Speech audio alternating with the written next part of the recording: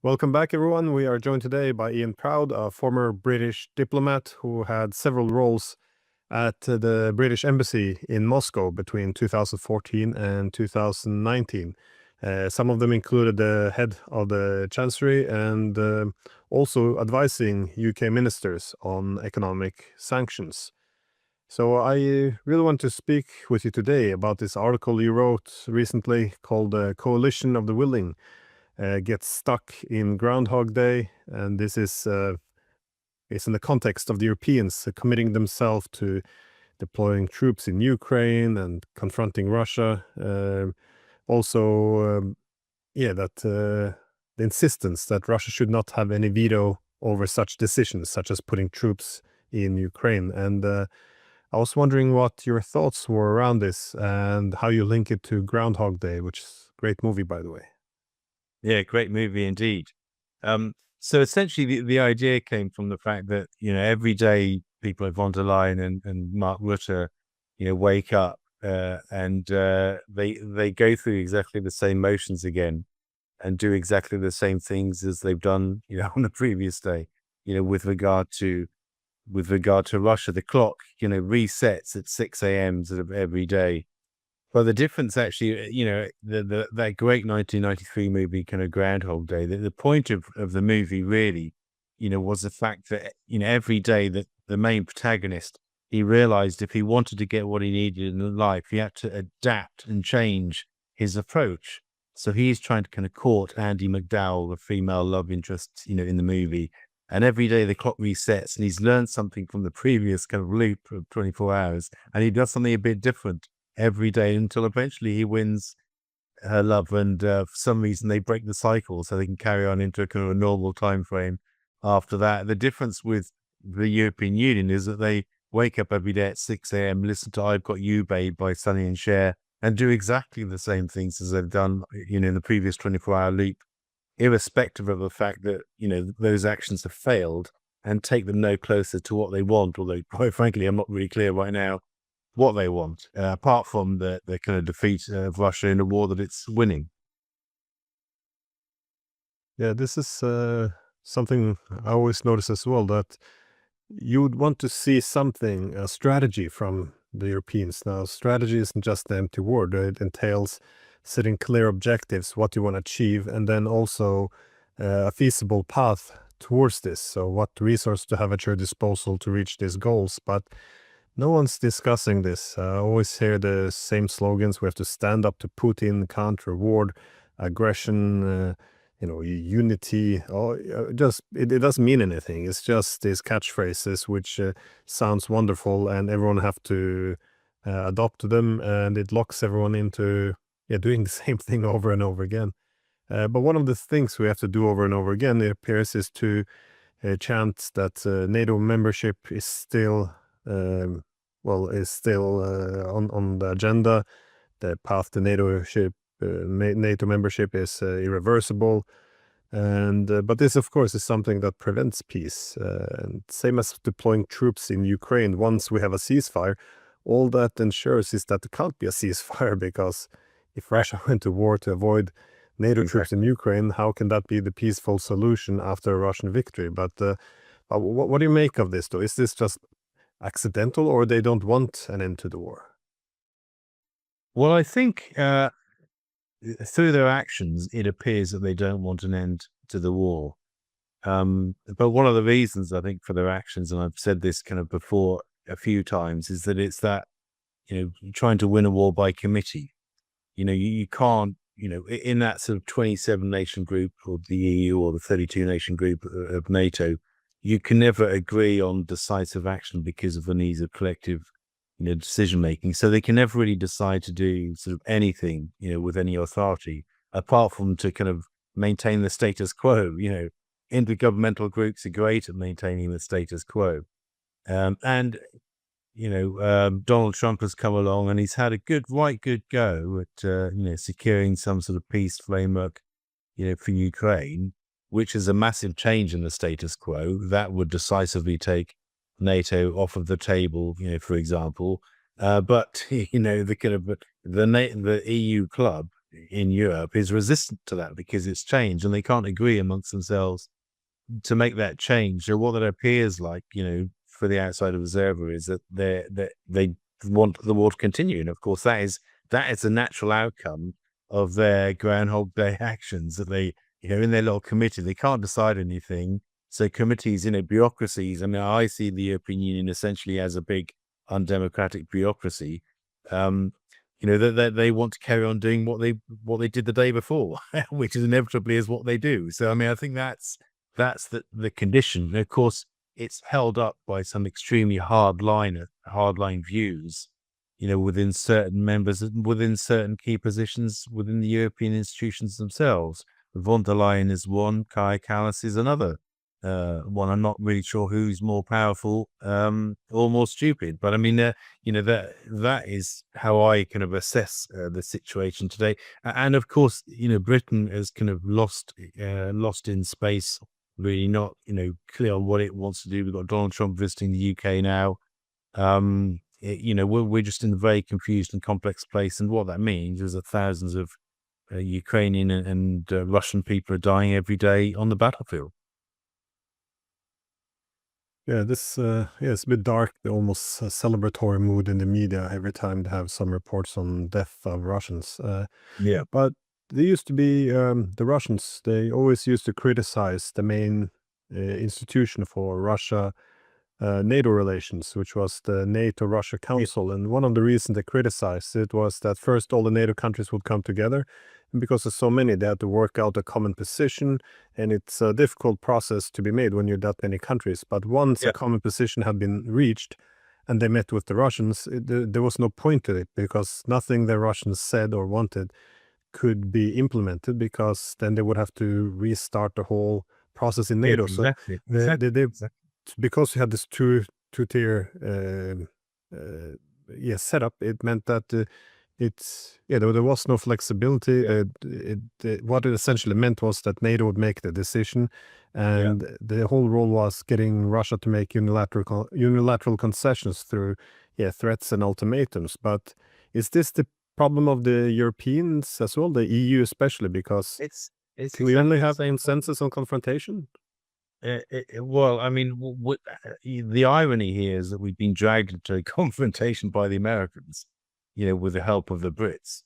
But now confrontation has become the order of the day. We can't break out of it because, we don't have the intellectual and institutional mechanisms, to do that, just because of the very turgid nature of the bureaucracy that the European Union is. So I don't think it's a deliberate. I just think we've been dragged into it by, the Biden administration, before the Obama, administration, and people don't have a way out of that. I think, really that's kind of how I see it. It's not a conscious choice. It's just a cycle. It's just a Groundhog Day cycle that they can't break out of by doing things differently. And, the decision-making process is that collective decision-making is exactly the same in the EU as it is in NATO.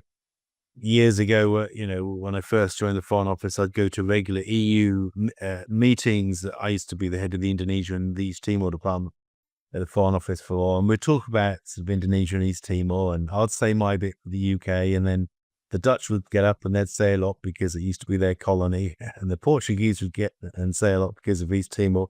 Then every country would say something. We would go through 28 sort of countries, and at the end, nothing was ever decided. And that's just how it works, unfortunately. The difference, if you look at when President Trump invited President Putin to Alaska for their really historic, I think, at the time at least, meeting. This was two leaders of independent states, sovereign states, talking to each other with the power to make decisions. President Trump has the power to make decisions, on behalf of the USA. President Putin has power to make decisions, on the part of the Russian Federation. But that power doesn't exist in Europe, and I think that is the kind of the heavy kind of mud that gets stuck around people's feet. And of course, Volodymyr Zelensky does theoretically have the power to decide, but he's essentially part of that European bureaucracy anyway, because he's been absorbed into that as well, because he's dependent on them for his financial survival, frankly. It does feel this is the main challenge, though, to make sense of what the Europeans are doing, because we are often put on an autopilot. We kind of eliminate all other options as being immoral, so we can't talk to the Russians immoral, we can't stop sending weapons is immoral. So we're on autopilot, but when you're in a war, you're losing, and we are losing. This is a disaster. But how do you assess the British role in this? Do you see it being any unique, because unique compared to the other Europeans, as a source of a new Yeah. post-Brexit role? Because again, you were there at the British Embassy. You're the one who had to sign off right. on sanctions and everything. Yeah, sad. How do you read the I guess, the mentality or the source of the decision making here? Yeah. Well, there's a historical context to that, of course, going right back to 2014 and the Maidan and the coup, the overthrow of Yanukovych, and so on. The UK was basically, the Americans' point guard in Europe. They're really trying to kind of corral the EU back into some sort of collective decision making to, to double down on Russia, and that was historically our role. And I think actually Keir Starmer has tried to kind of continue that role with in a different way with Trump. He's tried to be the go-between between, the European Union and Trump.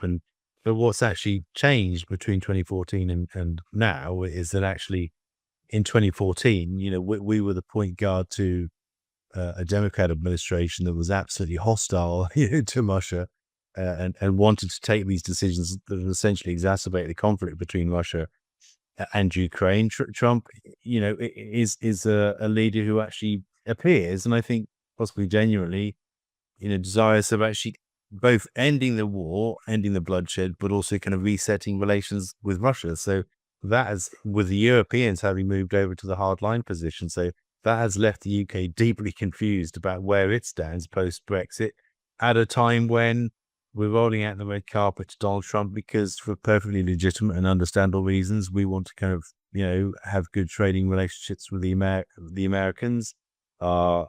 Intelligence, security, military kind of historical relationship remains a very important relationship, to us, and yet we're on a different side of the fence to the Americans now as it relates to Russia and Ukraine. So that leaves us in a very difficult position at a time, in any case, where we have very little leverage, in Europe, having left the Union.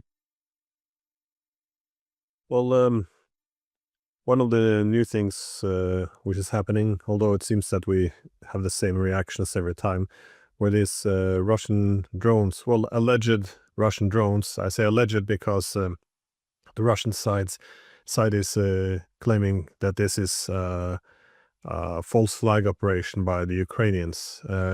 But anyways, the story is that these Russian drones, which came amidst of a massive attack, so with about 800 drones entering Ukraine, it's quite possible that something happened, that they entered Ukrainian airspace by accident. It could happen it was deliberate as well, to send a warning to the Europeans to step down. But either way, it seems to be now the reaction is, as always, that many European countries are calling for stepping up the pressure against the Russians. Some are now again saying we should revive the idea of a no-fly zone by shooting down missiles and drones over Ukrainian airspace from Poland. Now, this is all premised on the false assumption that Russia is not allowed to and will not respond by targeting those military assets in Poland.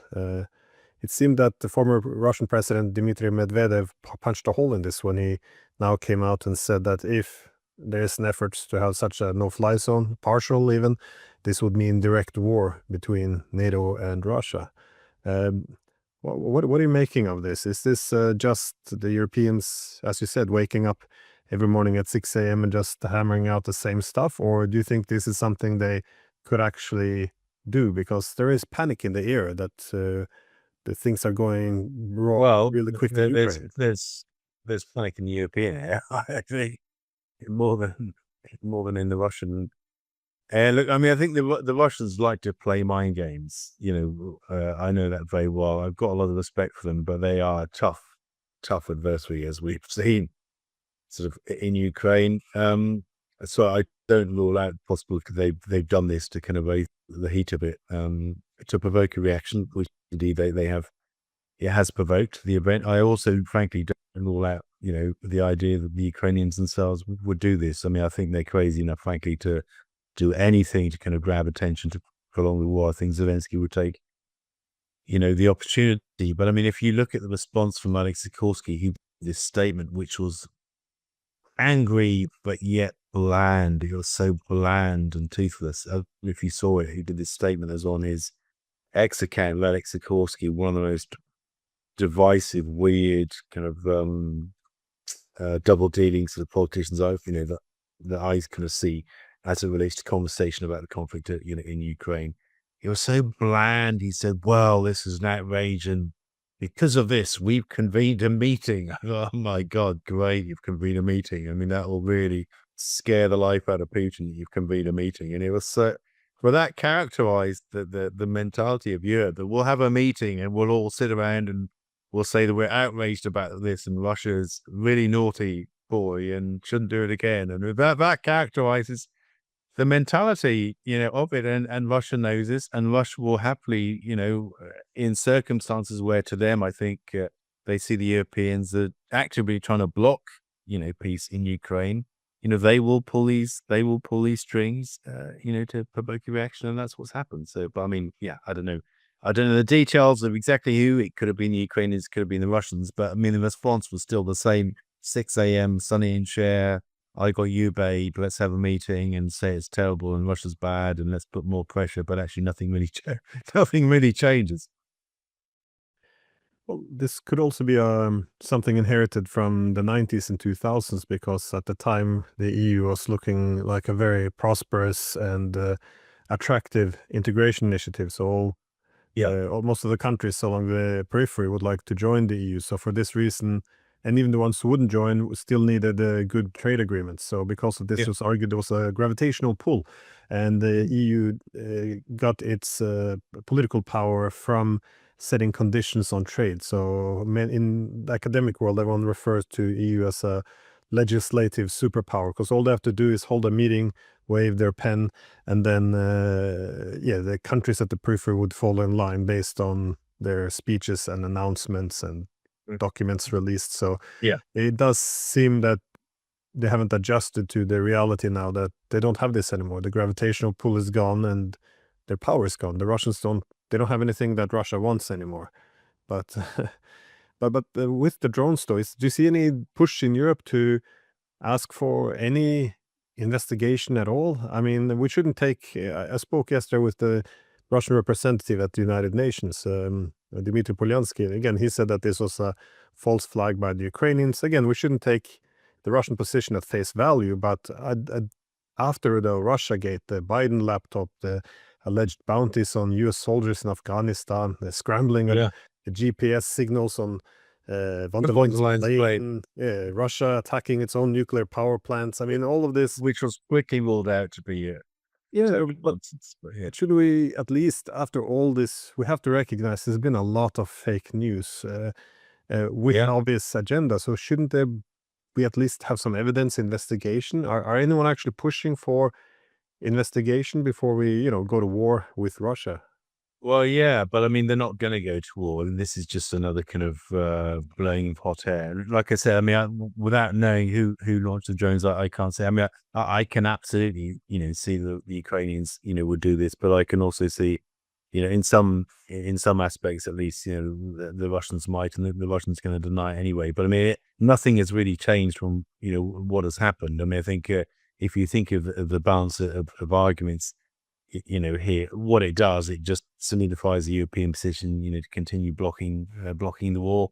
But you could argue that's also in sort of, Russia's interest too, because I mean, Europe is going to run out of money before Russia does to support the war, as even the Wall Street Journal sort of announced just last week. So, I mean, I think you're talking about this kind of the project of Europe, and this not wanting evidence. I mean, as you know, I mean, we spent a few days in Georgia, sort of back in June. I was there again last week, and actually they have their local elections coming up at the start of October, and they've invited the OSCE election monitoring mission to come and visit, and they've refused. Like with only 1 month's notice. The OSCE said, well, that's clearly not enough time. 1 month is not enough time for us to have an election monitoring mission. So, well, why are they doing this? I mean, why are they doing this? It's so that they don't have evidence, so that they can continue to say that Georgia's this undemocratic state and they're kind of repressing opposition parties without the inconvenience of having to send an election monitoring mission there. They might say, well, actually, as they did in October of last year with the parliamentary elections, the elections were run quite well. So, I mean, that's just another. I mean, who needs evidence in this post-truth world? It's enough if you're European to know that the Russians are bad and we're good, and evidence is just a desperate inconvenience. Well, that's the danger of this war of narratives, though, controlling the information spaces. Yeah. No one trusts what the media is saying anymore. And the agendas, I think, like they did with this story, which flopped very quickly, that the Russians were, jamming the signals for the plane of von der Leyen, circling for hours or something, all of this. And then it turned out, oh, no, there was no evidence, and they landed in less than 10 minutes. I mean, this is... It's like Hillary Clinton arriving in the Balkans under fire. Do you remember that one? Yeah, Clinton, yeah. No, but it's just, but you can see why they're pumping this story so ferociously, and it's a bit concerning that it's always to escalate a conflict, and you can, I would dismiss that they're just what they've done over the past few years, as you said, they wake up every day, but is something different happening, I guess, because we're seemingly reaching the end of the line here. This our war in Ukraine can't really continue. You said we're running out of money, but I think as I said very, very often over the past year, foreign policy begins and ends with domestic policy. The reason the Poles are participating in the war is because they don't want to get obliterated, and actually for the Poles, it's not really in their interest for Ukraine to join the EU either, because they'd lose all of their kind of 6 billion, I think, in subsidies every year. I think more 60 billion. The largest subsidies of any of the European countries. And the Poles don't really kind of want Ukraine to join the EU anyway. So for them, actually having the war continues is a kind of a good, gamble. We in the UK talk tough on Russia, but we don't have any troops. So, we don't want to fight Russia, but we'd sooner sanction sort of Russia instead. And Germany is the same. I mean, the reason that they're not sending Taurus missiles is because they don't really want to get involved in a war with Russia, because they don't have the domestic political support to do that anyway, at a time when AfD is on the rise. And so on. France is in political crisis, again, and, in a country that's had a massive fiscal deficit since 1954, committing to spend, 5% of GDP on defense by 2035. They don't have the money to do it. They just French do not have the money to spend 5% of their GDP on defense without some massive internal domestic political, turmoil. So, I mean, I think we are entering into a period, I think, of extreme domestic political instability in the major powers on the European continent. And by that, I mean Britain, which is going through all these kind of flag protests at the moment. I don't know if you've been following the news, on that. Keir Starmer's unassailable majority suddenly looks very assailable. I mentioned, France. Merz is, I think, got off to a fairly bad start in Germany. He doesn't really have any answers to the massive industrial policy challenges and macroeconomic challenges facing his country, i.e. the kind of the deindustrialization being driven by the war in Ukraine. They're going to pay the penalty at the ballot boxes, and we're going to end up with more nationalist governments, I think, over the next 5 to 10 years. But I hope nationalist with a small n, that actually want to have more peaceful relations with all countries on the continent, including Russia, and that may well be a good thing when it happens, in the future. But until we get to that point, we're going to have a period of incredible turmoil, economic distress, particularly with the final denouement of Ukraine, when we realize that we just don't have any money to keep keep Zelensky kind of fighting a war that benefits no one but him and his entourage. And the getting to the good point, the Blue Lagoon in 5 to 10 years from now, when the Euro globalist elites have been pushed out of office and a more moderate nationalism has arrived that wants peaceful relations with states. For then, yes, I'm afraid I see peril, much peril in our future. Yeah, people often use the idea of a return of nationalist as something only negative, but when it entails pursuing national interests, and those national interests are is to end the war, start peace, Yeah. reindustrialize, then if that's your option and alternative is Chancellor BlackRock Mertz, who is just spewing out war and subordinating their political system to the US and deindustrializing at a rapid rate, and it's you would go for the nationalist. It does make sense. It does take me to my last. Yeah. I think, sorry, I was going to say, I mean, I wrote a piece on this, it was a month or so ago. I mean, I think, foreign policy always begins with the nation. We're meant even during, believe it or not, even during my time as a British diplomat, we're always meant to start from the position of, well, why is this foreign issue important to us as a country? How does this foreign issue help to advance our core strategic interests? How does it help us improve our security? How does it help us keep our citizens safe? And how does it help us drive economic prosperity, for our citizens, right?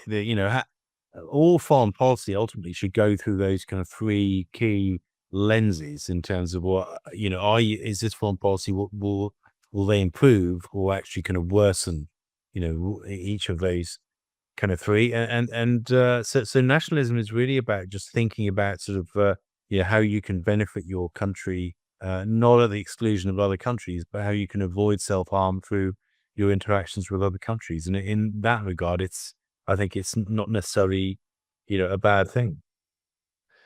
The last thing I wanted to ask is, actually what you touched on now, which is, the mood in European politics, because you are correct that the ability to confront Russia further is problematic, not only because we're running out of Ukrainians, but also within Europe. We have a lack of a military and economic power to escalate, even if we would want to.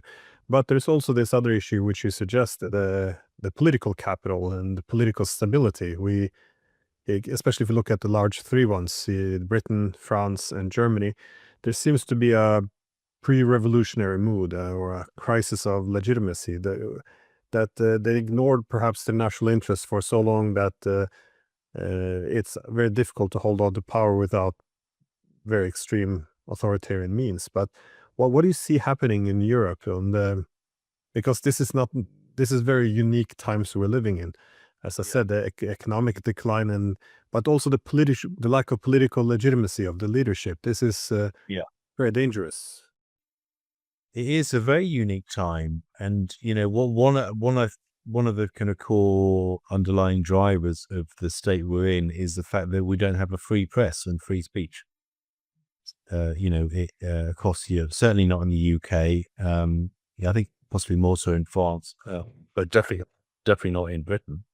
And you can't have real democracy if without free speech, right? I mean, democracy is about sort of having political discourse, letting people choose between sort of different options, and then having a sort of periodic, recycling of parliamentarians as facts on the ground change and governments do or don't perform to the citizens' needs, right? But if you don't have a free press and free speech, then actually you end up delegitimizing democracy itself.